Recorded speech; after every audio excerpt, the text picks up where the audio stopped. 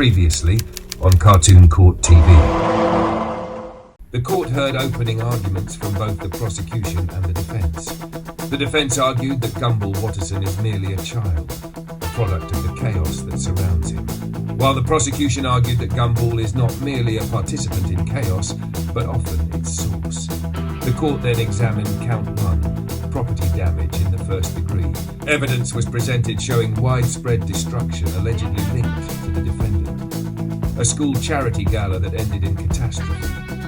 A family home transformed into a disaster zone, and an entire shopping centre nearly destroyed by a ketchup-fueled chain reaction.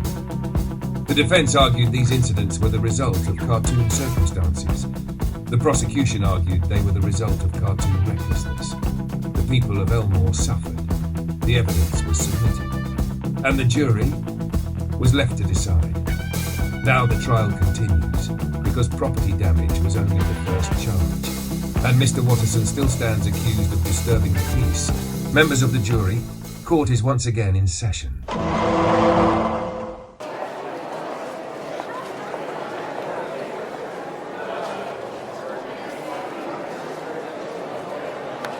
Order in the court. Court is again in session. But before we proceed to today's charge, the court would like to review the public response after count 1, property damage in the first degree. Following the presentation of evidence, the people of Elmore and the viewers at home had much to say. After reviewing the comments, the court has selected Prosecutor Tani Acosta, 9091, and Defense Attorney Dreamy Derg. Counselors, the court will now hear your statements. Guilty. When it comes to taking any form of responsibility, Gumball will usually try to shift the blame to somebody else instead of admitting his own fault immediately. Take into account the destruction of the Watterson home when looking after his little sister. He tried to blame Darwin, which says a lot if you really think about it. And when it comes to his jealousy towards others, especially Alan the balloon, he is shown to go to extreme lengths to try and put them down. Gumball has sold Alan's parents to a party clown, he popped a balloon family member, etc. This honestly proves that these acts are mostly targeted. A compelling argument from the prosecution. The court is particularly concerned with the phrase, mostly targeted, because there is significantly a difference between causing chaos accidentally, per se, and causing chaos on purpose, just like we saw, for example, with the mall. Objection. Go back to where a mall was supposedly usurped by Gumball. Look at who he was throwing towards.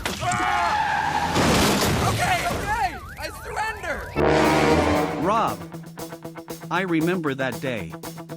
That man held a bomb, threatening to blow up innocent civilians.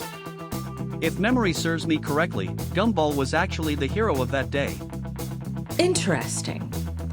The defense argues that what initially appeared as reckless and destructive behavior may in fact have been an act of public service.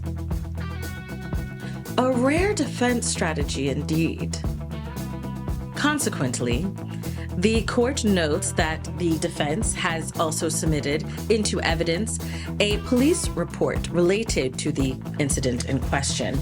According to the report, Mr. Watterson contacted law enforcement to report a series of alleged offenses, including the theft of $20 belonging to Nicole Watterson, the unauthorized use of a toothbrush belonging to Richard Watterson, the disappearance of a Daisy the Donkey doll belonging to Anais Watterson, along with several additional complaints that this court can only describe as increasingly bizarre. What began as a seemingly routine complaint ultimately led authorities to the discovery of an unidentified squatter operating under the name Rob.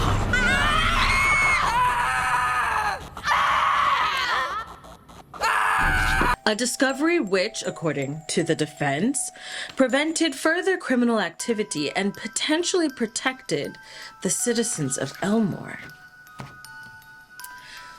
The court must admit that this is a considerably persuasive argument.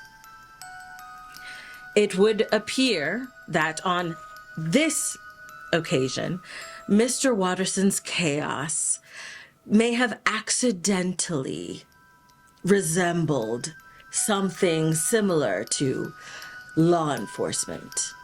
A troubling precedent, but a precedent nonetheless. The defense's argument will therefore be entered into the record and taken under consideration. But, counselor, interrupt me again, and I will hold you in contempt. Now then, let us see if any members of the public have submitted statements that may challenge the claims from the defense. E.T. writes, Gumball is not guilty. The court appreciates the brevity. Thank you. Some simp states, Gumball is guilty for sure, but also none of the Wattersons are truly good people, Darwin included. All of them are guilty. The court notes that this appears less like a defense and more like a request to expand the investigation. Alex Dedalg argues, I do not believe Gumball is the problem. Rather, it is the family he came from. An argument that continues to gain support from members of the defense, but the court would like to remind everyone that a difficult upbringing does not automatically grant immunity from consequences. Okay. Matthew Anzalone 39:19 states, Gumball isn't innocent at all, but to solely blame him for all the disaster is simply wrong.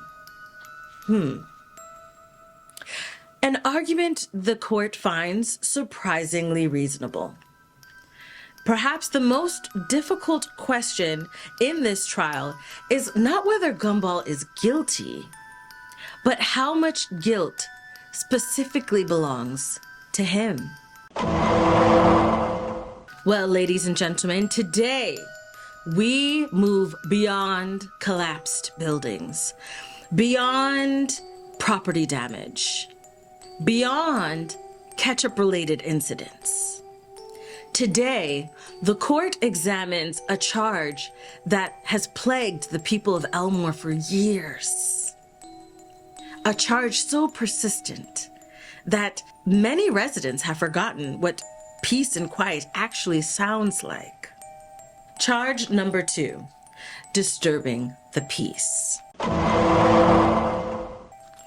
Now, Mr. Watterson, this charge covers your endless need to create chaos through sound, song, and utter nonsense. Exhibit A.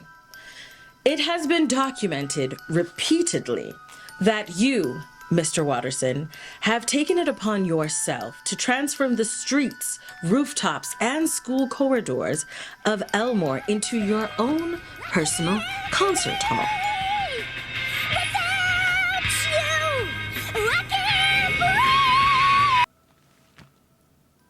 Testimonies confirm that your so-called performances have occurred not only within the school hallways, but it is noted that they also happened atop rooftops and far too often in the middle of neighborhood sidewalks, where you obstructed pedestrian traffic with impromptu serenades. This was not a ticketed event. No one requested encores. Yet the people of Elmore were subjected to them all the same. Exhibit B.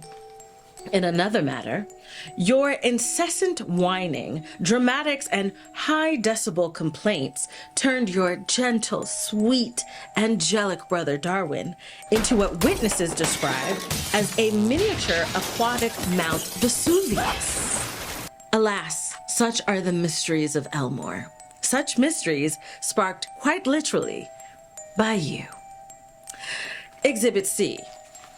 Your relentless pursuit of a former nemesis. Court records show that you actively stalked this individual, went so far as to dress and impersonate Banana Joe, and as this court order indicates, you were served a cease and desist notice for infringing on his copyrighted personality and his so-called joie de vivre. All of this for what, Mr. Watterson? To reignite a rivalry? To force someone to become your nemesis again? Most people, Mr. Watterson, strive to end their feuds. But you, instead, have filed emotional paperwork to reapply for one. The logic escapes me. And yet, here it stands, in black and white. Members of the jury, we have now reviewed the evidence. A defendant who has transformed public spaces into his own performance venues. A defendant whose endless complaining caused even the pure, kind-hearted, cherubic Darwin to erupt into a fiery breakdown. And a villainous smile. Goodbye, goody two-shoes, I'm no longer uptight. And a defendant so unwilling to let go of rivalry that he pursued his former nemesis with a dedication that is often brought to careers and higher education. You used to hate this song. Not anymore. Ladies and gentlemen of the court, disturbing the peace is often thought of as a minor offense, right? A little noise, a little disruption, a temporary inconvenience. But after reviewing today's evidence, this court is no longer convinced, because peace is not merely the absence of sound. It is the ability of ordinary citizens to go about their day without being dragged into someone else's nonsense. And once again, the name in the center of the disturbance is you, Gumball Watterson. Now, the defense argues that Elmore itself is chaotic, that Gumball is simply the product of his environment, that everyone around him also holds some responsibility. And that might be true, but this court cannot ignore a troubling pattern. Wherever Gumball goes, volume increases, drama escalates, and common sense quietly leaves the building. The question before the jury is simple. Is Gumball merely living in chaos? Or is he actively manufacturing it? That decision belongs to you. Members of the jury, aka the patrons, and our viewers at home, the comment section is now open. Submit your arguments below, guilty or not guilty, and be sure to explain your reasoning, because in the next episode, your comments may be subject to appear in court as representatives of the prosecution or the defense. And remember, today's charge was only one count, disturbing the peace. But Mr. Watterson stands accused of additional accusations. The trial continues. The evidence grows. Until next time, this is the Honorable Judge, AyChristene, reminding you that just because nobody requested an encore does not mean that Gumball will not subject you to one all the same. This court is adjourned.